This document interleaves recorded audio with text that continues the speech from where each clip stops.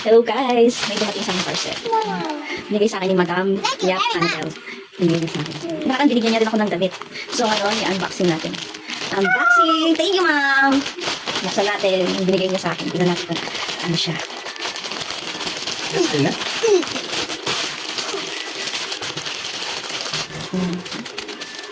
Ano siya? Buksan natin.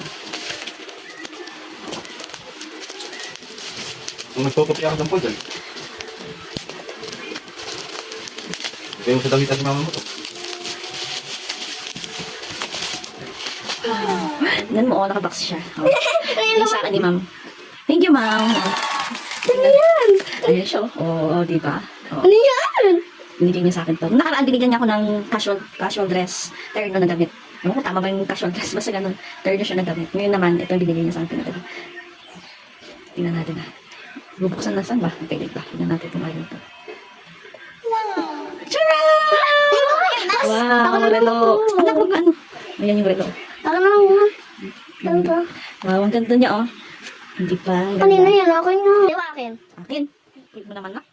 Pilip mo din ako ng dero. Mama, ako dero. Pwede yan sa high school. Tingnan natin. Kasi tinatanong ko ni ma'am kung dumating na. Ano ba yun? Mali yata yung pagkaan ko. Ano ba? Wala yata sa bundok to. Content. Tisik lang tanggal. Wow. Mama ka na lang. I-open natin. Bili natin. Subukan natin. Ay, makulit kasing bata eh. Ang kulit ng bata eh. Lagay mo nga be. Mama. Mama, ako na lang to.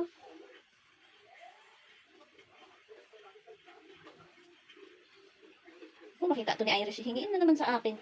Mama, tabat dalaganyan ko yan. Mama, isa Oh, lang. ganda, no? Mama, dalawa. Mama, Kung makita ito ng dalaga ko, hingiin na naman to sa akin, sigurado.